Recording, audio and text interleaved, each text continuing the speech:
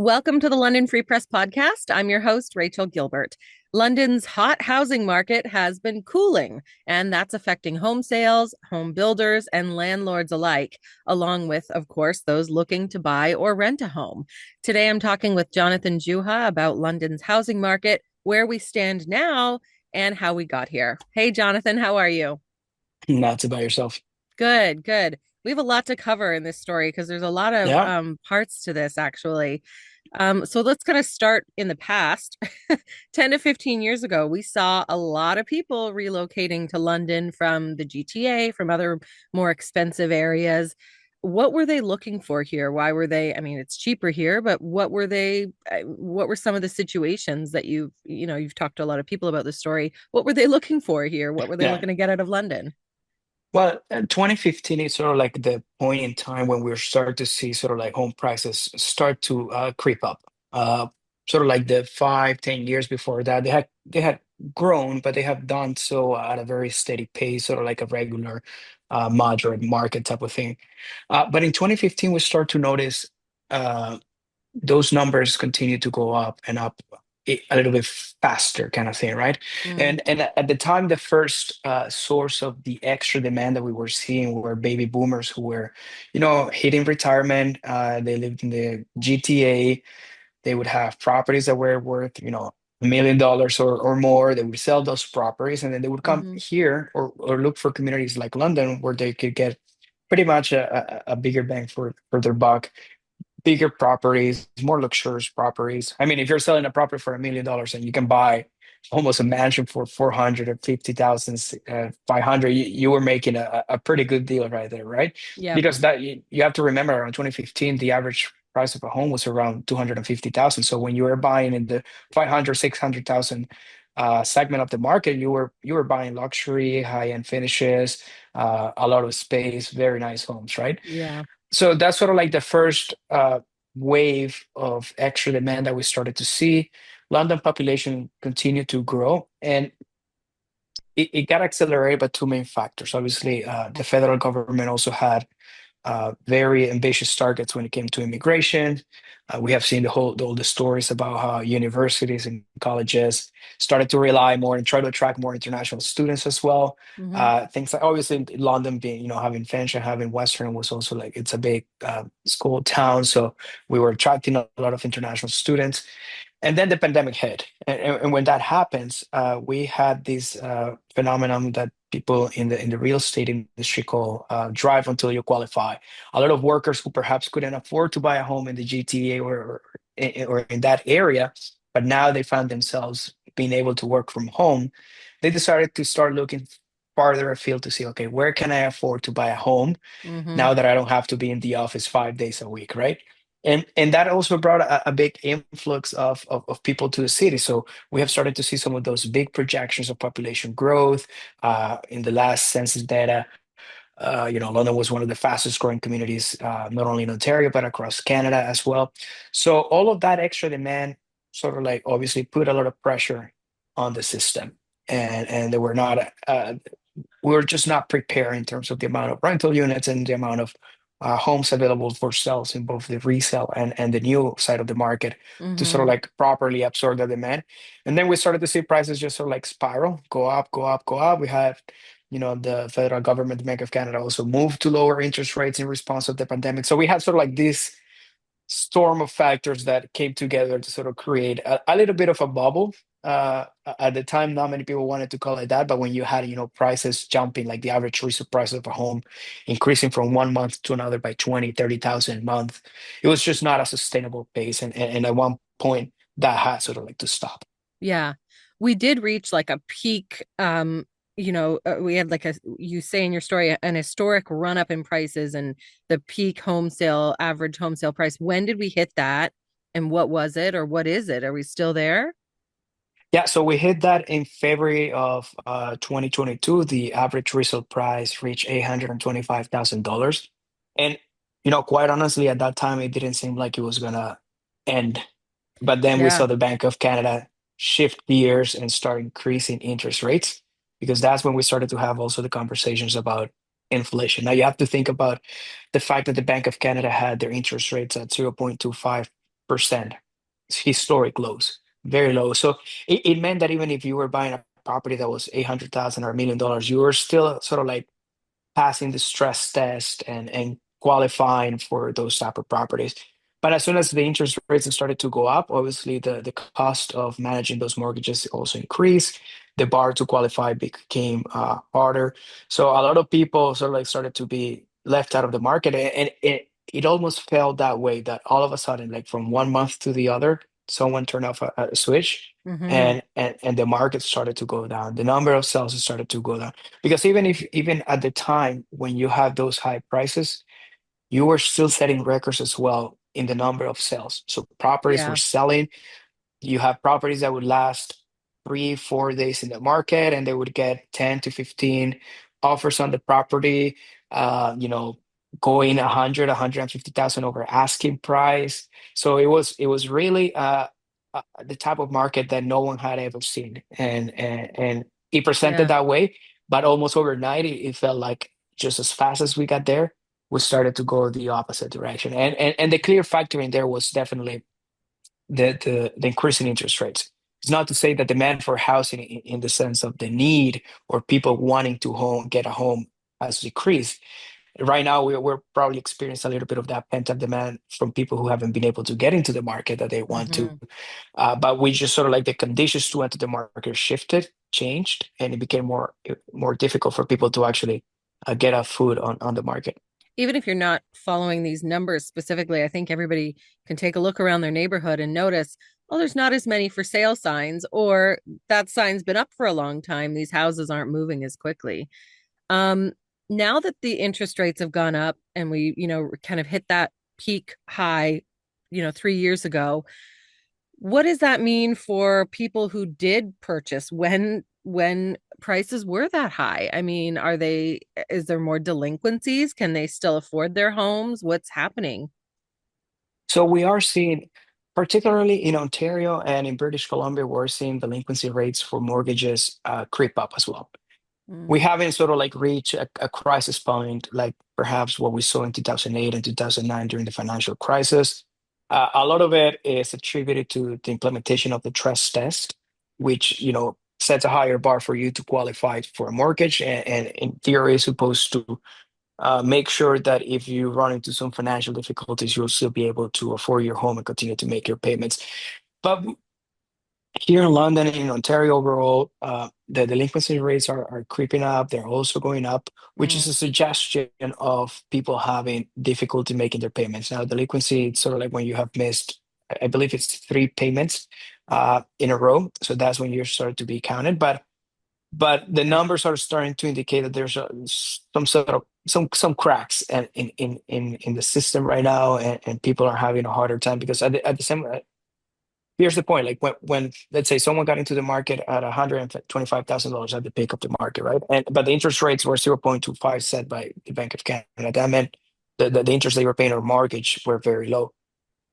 Home prices have gone down, and the interest rates have also gone down, but now we're still at 2.225. So there's still a 2 percentage point just from the key interest rate that the Bank of Canada sets, right? So that hmm, represents hundreds of dollars in payments for anyone servicing their mortgage. So that's where sort of like the main source of pain people are facing. And the other reality is let's say, okay, if you're not being able to make your payments and then perhaps you're forced to sell your property, it's nowhere near close as valuable as what you pay for it. So a lot of people are, facing that difficult situation or in that, a little bit of a bind, deciding what to do. A lot of people will probably just end up saying, you know what, I'm gonna just try to make it work and continue to make the payments and hope that the market rebounds somewhat so I don't lose so much money on my property itself. But right. it's definitely something that we're gonna have to be keeping an eye on, especially in 2026, because if you're thinking that you bought in 2020, 2021, a lot of people are still up for renewal. And even though Yeah. interest rates have gone down significantly over the past year, they're still going to be renewing at a significantly higher point than when they got their initial mortgage. And their house isn't worth as much Yeah, to yeah, to sell it. exactly. And Have we that's seen? no, I was Sorry. just going to say that the other element is that you're seeing that in the market that we have fewer sales And in part of that is because a lot of people are still trying to price their homes close to what they pay for them. Mm. But we're now into buyer's market, and people are looking for a bargain right now. They're sort of trying to take advantage of the situation and say, if the price is not right, then I'm not gonna go for it. So when I talk to realtors and people in the industry, they say, if you're pricing your property right and you're adjusting your expectations to the reality of the markets, your property is gonna sell. But if you're still thinking that we're back in the pandemic years, then you are in for a long way before anyone will actually go and pull the trigger on buying the property. Have we seen a lot of like any foreclosures, people losing their homes because I mean, how long you talk about, people waiting to see if the market resets, but we can't reset to these historic highs, can we? It's very unlikely Hmm. that, or if we ever reach it, it will probably be a more gradual increase in prices, more like a normal market than what we used to see before the pandemic. Hmm. We haven't really seen that, a lot of the foreclosures and people losing their homes again, because in theory, the stress test is sort of like helping people, gave people sort of like a buffer, and they were really able to sort of like manage some of these financial difficulties. At the Hmm. same time, mortgage payments is the last thing that people try to default on, right? Like they try to, maybe they miss a credit card payment, maybe a car payment, but people sort of like try to really, like, if they're in a pinch, their money goes towards the mortgage, right? So we're still, Hmm. again, we're not in a crisis point that we have seen in the past, but it's definitely something to look at and keep an Hmm. eye on to see how the market continues to develop. And not only, the interest rates gone down, but and they're losing money on their house, but just general cost of living has gone up, inflation is up. So it's, you talk about how people, the mortgage is the last thing they'll default on, but just living is hard for a lot of people right now, right? Yeah, and actually I was talking to someone from Equifax for my story, and she was saying, like, yeah, the stress test seems to be working, and they were tested to see if they could afford financial difficulties when it came to the mortgages. But if they tested to combine that with the higher cost of living and all the inflation that we have seen over, probably not. So if people who are struggling right now in that sense are feeling the pinch in more ways than one. It's not only the Yeah, mortgage payment right now, but it's everything else, it's grocery everything. shopping and gas prices. All of that sort of like complicates the picture as well. Absolutely. What about people who still can't afford a home? When we saw those historic highs 3 years ago, of course, that was way out of reach. And a lot of people, you anecdotally talk to people who are, I'm going to wait for housing prices to go down. Well, they've gone down, but it's still out of reach for so many people. So who's being left behind right now? Who's struggling to get into the market and buy a home? Maybe the first home or upgrade or whatever. I think first-time home buyers are probably still the hardest hit in this whole story, because at the end of the day, yeah, prices have gone down, but you still have to come up with tens of thousands of dollars for a down payment, even if you are buying on the average segment of the market, right? And at the same time, you're having to deal with the higher interest rates. Again, they're lower than what they were a year and a half ago, but still are at a point where it makes it difficult for some young people to qualify for a Hmm. mortgage and get approved and get into the market, right? So that's sort of like the segment of people who are still having a hard time, Yeah. because just the fact that the prices have gone down doesn't mean that they have all of a sudden become affordable. It creates some opportunity for people who perhaps couldn't have afforded a home at 800,000, but at 600, maybe you can start looking at something that is a little bit cheaper, like a starter home or something like that, and then maybe you can find a way to sort of like finally get into it. But it's not easy for everyone. You still hear the stories about, young people having parents co-sign for them, or receiving help for down payments. Uh, so it's still a challenging environment for a lot of people who would want to be in the home ownership market as well. Yeah. Let's talk about home builders. You and I have done many stories over the last few years about we need homes, we need homes, we have to build homes, we need to, have a big building boom. We've got a huge population. Is that still happening? Do we still need that? Oh, absolutely. I mean, I think the it's even interesting if you look at from the fact that We are projected to have a little bit of a dip in population because the federal government has changed its targets. They have put a cap on international students. So in theory, this would be the golden opportunity for you to sort of like continue to ramp up construction and units in the rental and from home ownership. Because again, population is still projected to grow not only in London but across the country, right? So this would be a golden opportunity for us to be having that construction. So when that demand returns to the market, we have enough homes to sell to Yeah. people, so we don't see the run up in prices that we saw, right? All the same pressures. Unfortunately, that's not what's happening right now. Obviously, uh, if people are having a hard time, perhaps with the prices even where they are for the resale side of the market, new homes are more expensive as well, right? So even that segment of the market has seen sort of like the demand from buyers dry up Hmm. significantly over the past year and a half as well.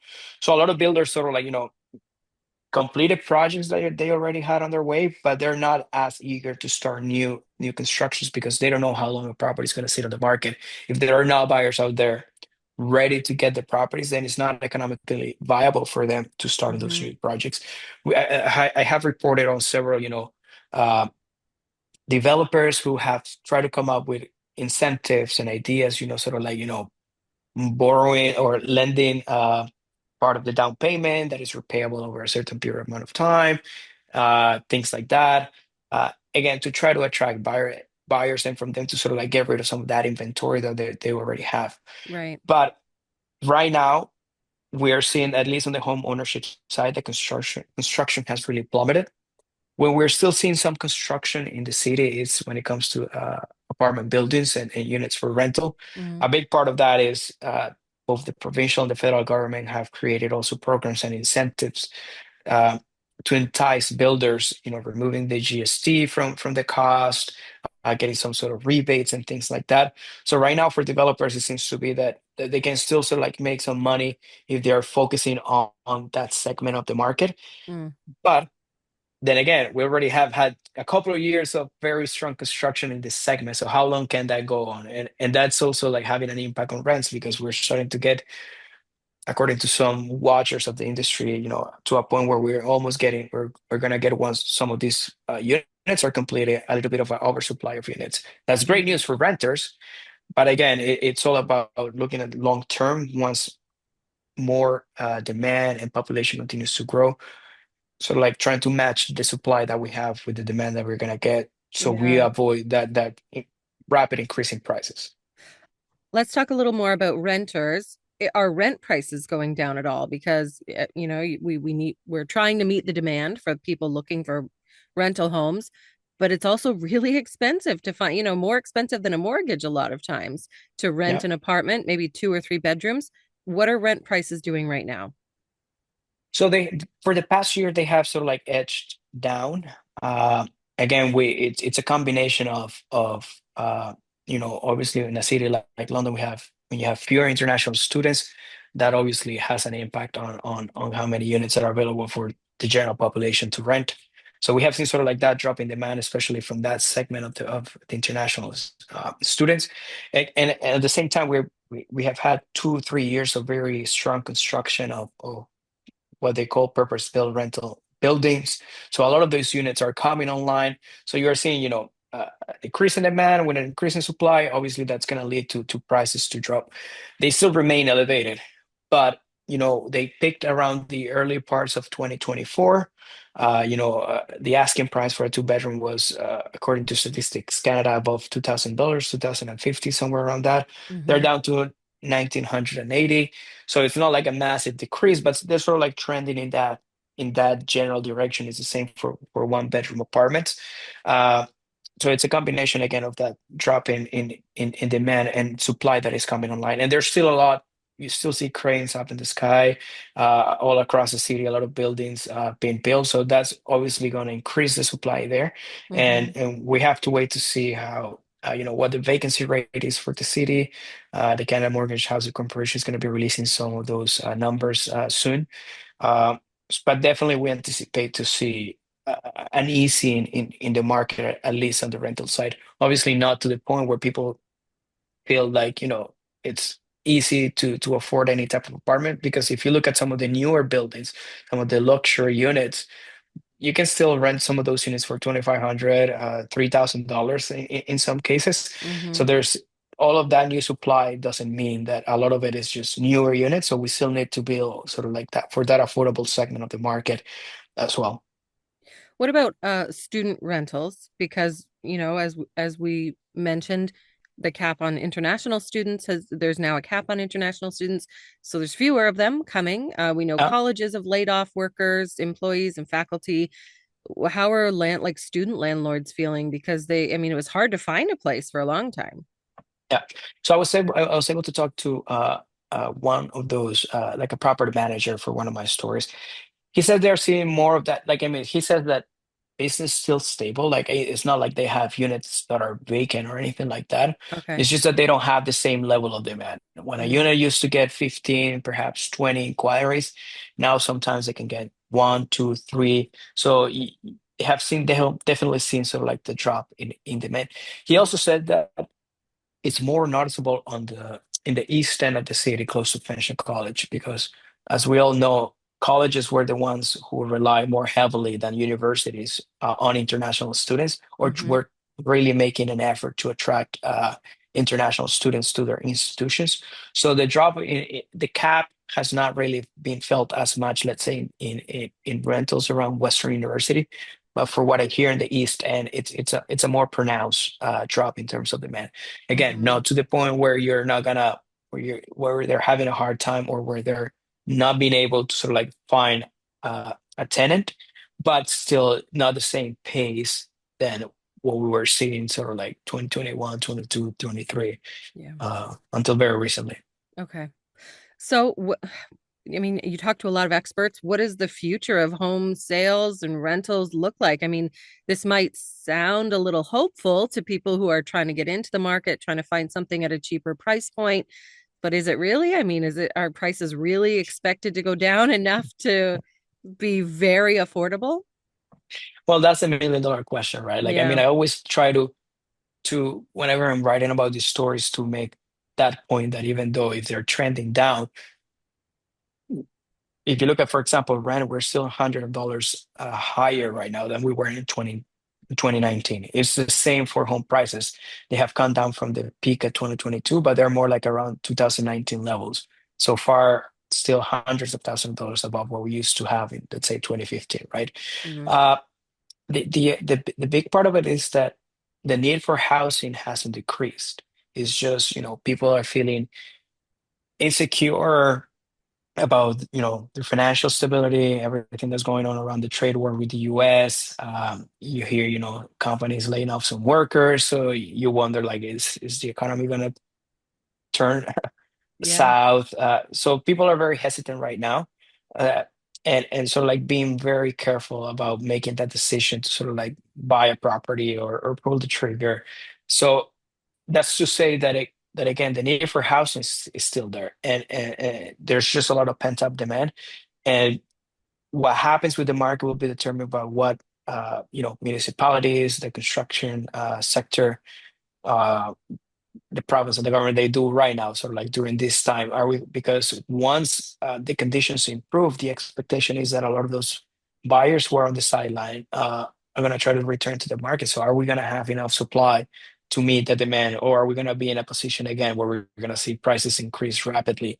I don't think that this is me speaking. Maybe we're not going to see, the combination of factors that we saw during the pandemic, but Mhm. we could easily be back at a point where prices grow rapidly, because there's just not enough supply to Sure. meet the demand that's still there. Okay. Like, people are not acting on it, but the need for housing remains, not only here in London, but across the country.